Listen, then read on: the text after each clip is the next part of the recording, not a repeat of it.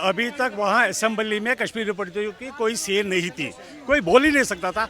हाँ, इस गवर्नमेंट ने ये किया है, कम से कम 2 सीटें कश्मीरी पंडितों के लिए खड़ी की है। अब ऐसा है कि अगर मोदी जी को टाइम मिला है अभी, तो अभी 10 साल में क्या करेंगे? धीरे धीरे सब कुछ, पहले 370 हटाई है, अब धीरे धीरे वहाँ टेररिज्म खत्म कर रहे हैं। जब टेररिज्म खत्म हो जाएगा पूरी तरह से, तो उसके बाद कश्मीरी पंडितों को भी बसाया जाएगा। बारात तो है लेकिन दूल्हा नहीं है। ऐसा ही भ्रष्टाचार रखना है, ऐसा ही डम्मी कैंडिडेट बनाना, तो ये राहुल गांधी को बनाएंगे। अब आपको चूज करेंगे तो दूसरा खींचेगा। तू कहा मेरा बंदा आगे, तू कैसे मैं आगे। ये रहेगा। इतने नॉन मुस्लिम लोगों को मार दिया है पिछले 4-5 साल से, अभी भी हो रहा है वहाँ पर। रातों रात वहाँ से बेचारों को अब दोबारा गवर्नमेंट ऑफिसर को भागना पड़ रहा है। ऐसे थोड़ी होता है। आपको अगर मान लो घुटने में दर्द होगा कि जाते ऑपरेशन थोड़े कर देगा भाई, उसके जांच करेगा, सब करेगा, तो ऑपरेशन की तय होगा कब ऑपरेशन करना है।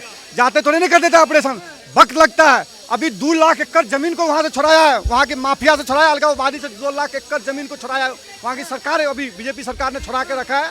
अब जाके वहाँ पे धीरे धीरे वहाँ जो पंडित को वहाँ से भगाया गया था, जो पंडित भग के आए थे, ये लड़े नहीं, भग के। ये बता 10 लाख कश्मीरी पंडित भग के क्यों आया? लड़ा क्यों नहीं? अगर लड़ता तो आज भागने नहीं पड़ता। आज जो मैथिली समुदाय ने वहाँ से क्या बोलता है, मणिपुर से भागा नहीं, अपने हक के लिए लड़ रहा है, अल्लाह से लड़ रहा है। ये लोग भग के भगोड़े जैसे वहाँ से भग के आए, इनको बसाने के लिए टाइम लगेगा। क्यों भग के आए वहाँ से? जा रहा है, क्या बात कर रहा है तू? क्या लैंग्वेज है तेरी? उस समय जब रात को तुम्हारी बहन को या माँ को उठा के ले जाते हैं, तब तो बात कर लेता। बातें कर रहा है, क्यों नहीं लड़े? चल तो मेरे साथ कश्मीर में, चलता हूँ तेरे साथ। चलेगा बात कर रहा है। उस टाइम की सिचुएशन ऐसी थी, उस टाइम की सिचुएशन ऐसी थी कि मैं गलत नहीं बोल, अपनी बात सुनो पूरा। अगर आप उस समय 10 लाख कश्मीर अपने बहन बेटियों के लिए लड़ते हैं, मर्द होकर लड़ते हैं, आज आपको भागने की नौबत नहीं आता। आज आप मणिपुर से मैथिली समुदाय कुकी नागा के साथ लड़ रहे हैं। अरे भाई साहब, आप पूरी पता है, सुनो मेरी। अगर मान लो एक सेकंड, अगर मैथिली समुदाय कुकी नागा से लड़ रहे हैं, वहां से भागा नहीं, लड़ रहे हैं अपने हक के लिए, लड़ रहे हैं, वो छोड़ के तो नहीं भागा। अगर आप लड़ोगे ना, चूड़ी पहन के रहोगे, तो आप डेमोग्राफी चेंज कर दी वहाँ की, कहाँ से लड़ लगा यार? डेमोग्राफी सारी उस टाइम की सिचुएशन ऐसी थी कि उसके अलावा कोई और ऑप्शन नहीं था, है ना? आधी अधूरी बातें आप नहीं कर सकते। भाई साहब, आप ये विस्थापित की बात कर रहे हैं, वापस कश्मीर। लेकिन चलिए, मैं अपना घर छोड़ के आ गया, किसी के दबाव में छोड़ के आ गया। अब ये सरकार की जिम्मेदारी बनती है कि सरकार वापस मुझे मेरा घर दिलवाए। ये सरकार, जितनी जिम्मेदारी मेरी है उतनी ही सरकार। वही बात तो बोलने के वो तो अब सरकार 2 लाख एकड़ जमीन वहाँ से माफिया से, अलगाववादी से छुड़ाया है। छुड़ाने की बाद अब वहाँ के धीरे धीरे जो हमारे जो यहाँ जुडिशरी है, अब उसमें काम कर रहा है। नहीं तो उनके 370 ये था, जो भी था वहाँ लगता नहीं था। हमारे वहाँ कश्मीर का अलग सब कुछ मुद्दा था। वो तो अगर वहाँ के सीएम भी बनेगा तो वहाँ के मुसलमान ही बनेगा, हिंदू नहीं बन सकता है। सब कुछ वहाँ लगता।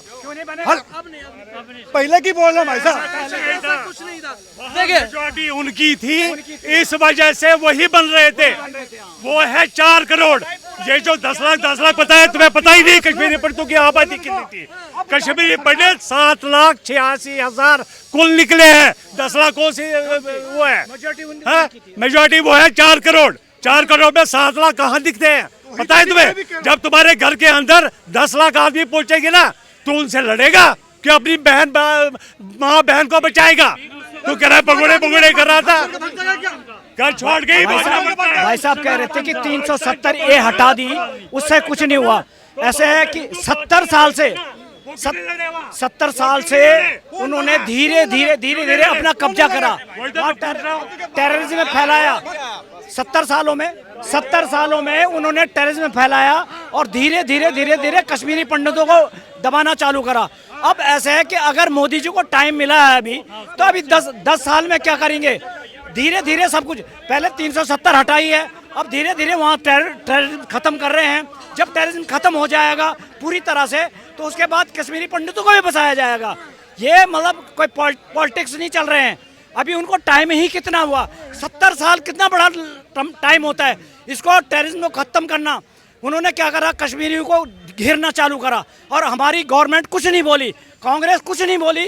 और इन 70 सालों में वहाँ कश्मीरी पंडितों का धीरे धीरे उनको घेरना चालू कर रहा, मारना चालू कर रहा, डराना चालू कर रहा और धीरे धीरे धीरे धीरे धीरे करके उनको यहाँ पलायन कर दिया। उस टाइम पे उनके पास हथियार थे, सब कुछ थे। भाई साहब गलत बोल रहे हैं कि उनको भागना नहीं चाहिए था।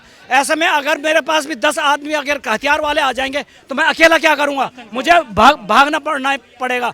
तो इसलिए ये नहीं कहना चाहिए कि उनको लड़ना पड़ेगा, डरने। लेकिन मोदी जी को अभी कम टाइम हुआ है, इतने कम टाइम में 370 हट गई है, वहाँ से जमीन छुड़वा रहे हैं, सब कुछ करवा रहे हैं। और अगर मोदी जी और 24 में तो आएंगे, कोई डाउट नहीं है, लेकिन इसके बाद कश्मीरी पंडितों को भी वापसी करवाएंगे, ये कोई डाउट नहीं है। बड़ी बात थी कि अभी तक वहाँ असेंबली में कश्मीरी पंडितों की कोई सेल नहीं थी, कोई बोल ही नहीं सकता था। हाँ, इस गवर्नमेंट ने ये किया है, कम से कम 2 सीटें कश्मीरी पंडितों के लिए खड़ी की है। हाँ, अब 2 कश्मीरी पंडित रिप्रेजेंट करेंगे असेंबली के अंदर। कम से कम कश्मीरी पंडितों की आवाज़ तो जाए कहीं, कोई पूछने को राजी नहीं था। जगमोहन जी थे, बहुत अच्छा काम किया। कई लोग कहते हैं जगमोहन जी ने कश्मीरी पंडितों को लालच देकर भगा दिया। अगर जगमोहन जी नहीं होते तो शायद ये भाई साहब 10 लाख कह रहे थे ना, तो 2 लाख भी आपके यहाँ नहीं पहुँच पाते।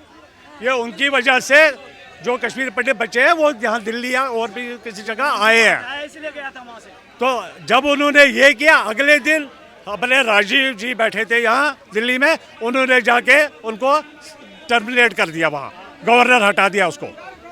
जिस टाइम ये हुआ, ये सारी फारूक अब्दुल्ला और राजीव गांधी की मिली ये हुई कश्मीर पर बात। अब 31 तारीख को विपक्ष की बैठक होने वाली है, क्या लग रहा है आपको, नेता चुन पाएंगे? हाँ, मेरे को पहले बताओ, केजरीवाल जी अलग हो गए, अलग ही है वो कांग्रेस और उसमें जब ठन गई तो अलग ही समझो।